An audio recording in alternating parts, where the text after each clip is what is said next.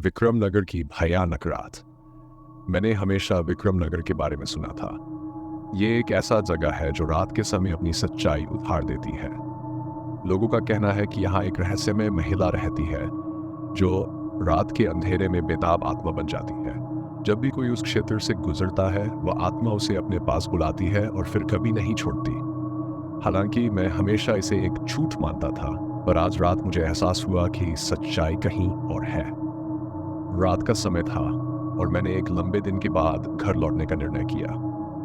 विक्रमनगर के रास्ते पर जाते हुए एक अजीब सी खामोशी मेरे चारों ओर छा गई। अचानक मुझे एक जानी पहचानी सी झलक दिखाई दी।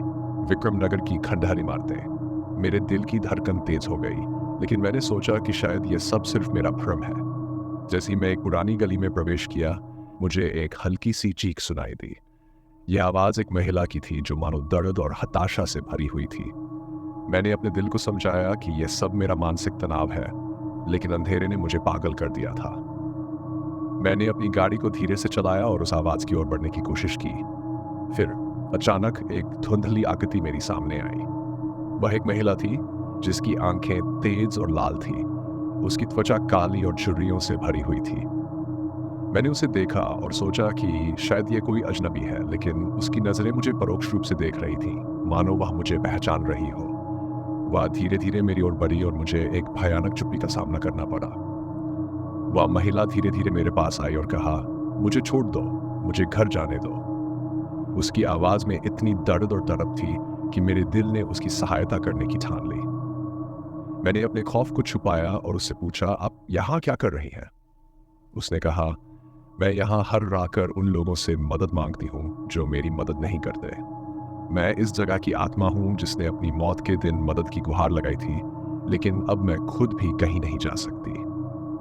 मैंने उसे विश्वास दिलाया कि मैं उसकी मदद करूंगा। मैंने अपनी गाड़ी से अपनी बाहरी रोशनी को तेज किया और उसकी ओर बढ़ा, लेकिन जैसे ही मैंने उसकी ओर कदम बढ़ाया, एक ठंडी हवा का झोंका आया और उसके पीछे से एक अंधेरा साया उभरा।